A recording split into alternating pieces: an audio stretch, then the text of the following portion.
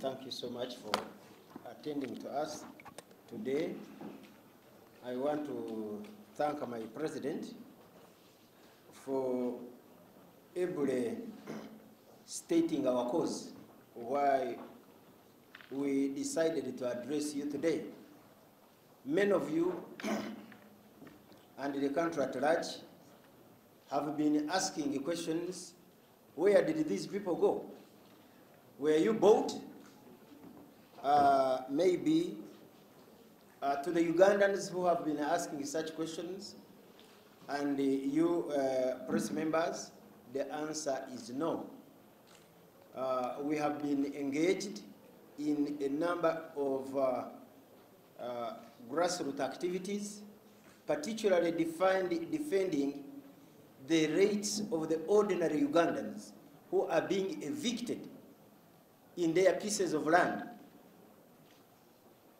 We move from one court to the other to offer pro bono legal services to those indigents who have been evicted by the rich, and that one has consumed a lot of our time. But nevertheless, we want to thank God that we have found time to come and guide the country on those two critical issues. For emphasis, executive choosing to capture parliament.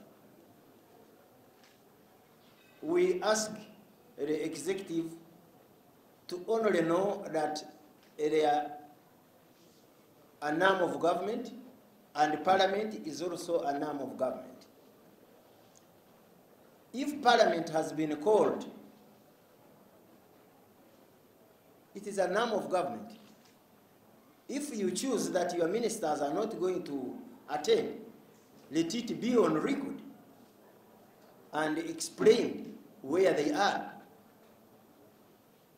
But to receive one communication from the clerk who actually wrote on behalf of the speaker, then again you receive another letter stopping the resumption of parliament, is a very unfortunate situation in this country. We have two speakers, the speaker and her deputy. They should look at this situation and urgently reconsider recalling parliament from recess, as they had done, and we discuss such important national issues. Members of the press, on the second issue, which my president addressed himself to, we are not in politics to clap hands for a particular family. We are in politics to ensure that there is sanity. When we see a serving army officer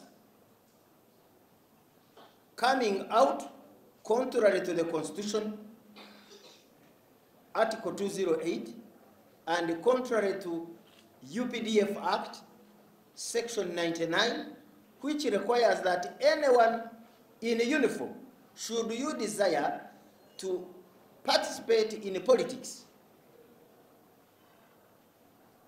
you have to resign or retire from the army. We are asking President Museveni,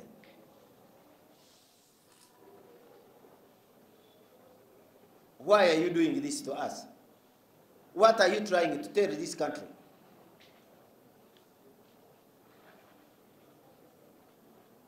Or you are trying to confirm what you earlier said, that for you these documents are just nothing. these ideals were passed on to us by Ugandans who fought dearly at independence, for us to attain independence. We would want any subsequent leader to preserve the Constitution. When this matter of breaking the Constitution is being done by your son, you leave us with very many questions. Yes, you want your son to succeed you, but why don't you follow a normal procedure? What is difficult? Why do you want to keep in the army and at the same time aspire for political office? What is difficult? Is there unfinished business Muhoozi has to do in UPDF?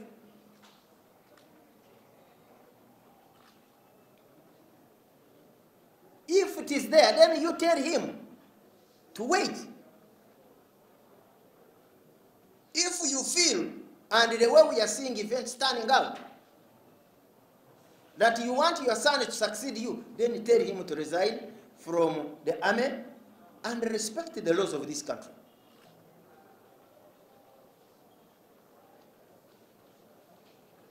Now, the evidence before us is overwhelming that President Museveni is carrying out two campaigns, his own campaign and the campaign of his son.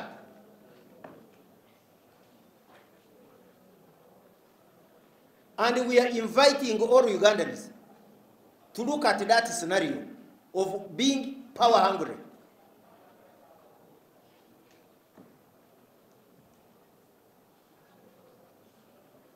Does he want to turn this country into a monarchy? Maybe we can change the constitution and establish a kingdom where President Museveni is the king. And then his son will properly ascend to the throne as a crown prince. But the way the constitution is,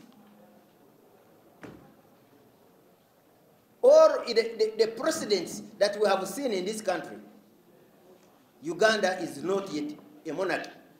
We have monarchs like Muhoozi Kingdom. They can enthrone their sons, the crown prince. Bunyoro, Uganda, we will not have issues.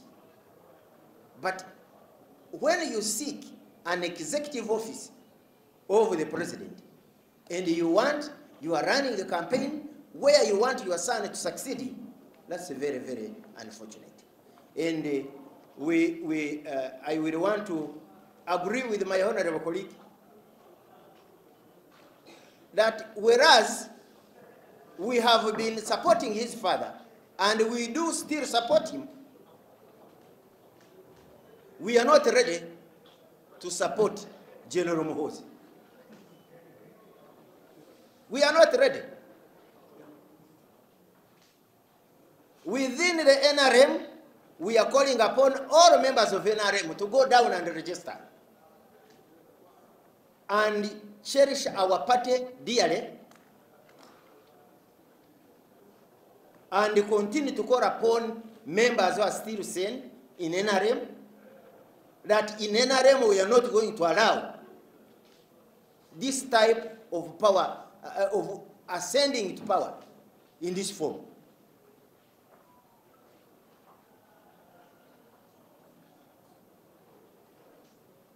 And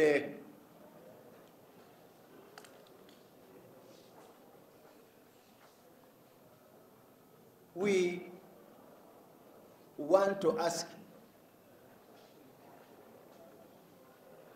President Museveni, you have been around for very many years as a president. God has been kind to you. Ugandans have been kind to you. Don't abuse our goodwill. And don't think that the goodwill we have had for you is the goodwill we are going to give to your son. No. No. I know you are using a lot of money to buy people. They have called a rally in Masaka.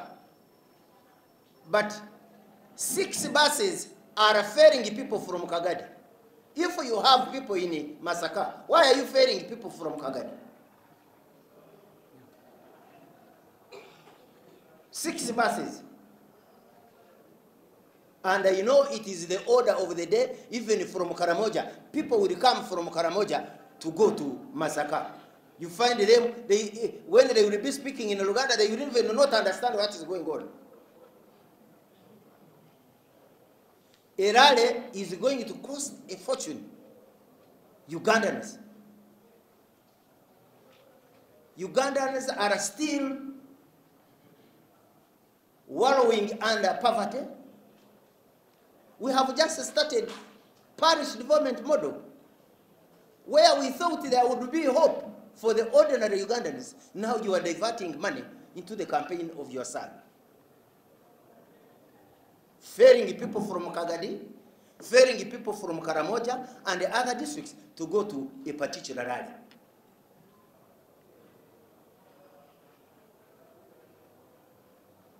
We want to thank senior members of the party, like General Kahinda Otafiri, like Alhaji Naduli, and the others who have guided the country and said they did not fight. That is not the type of democracy they fought for. We also want to use this opportunity to call upon members of our party, NRM party, who are moving around that they are in Pilau. According to the NRM constitution, that is Kilikism. They are supposed to go for disciplinary causes. The other matter is that we invite them to the issue of breaking the constitution. Because when they break the constitution, when you are there, when did they get power? This is what my president, Theodore Sechkubo, asked. If you are breaking, if you are not living by the law, when you are just an aspirant, when you become a full one, will you obey the law? Are we not going to see another Amin in this country?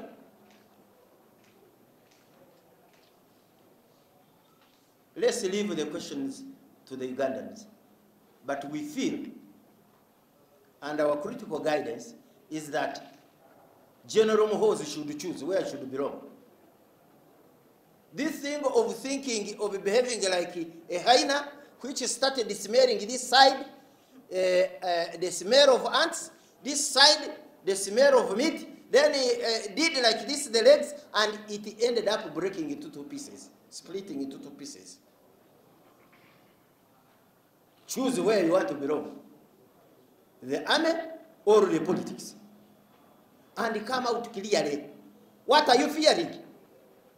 If Tinkasimire Barnabas can go to his constituency without anyone, without being carried by anyone, and he wins a constituency 4 times, for you, the army general, what are you fearing? If you are incompetent, why don't you leave us alone? What are you fearing? You say you are a general. What are you fearing? You have all the money. What are you fearing? Why don't you resign?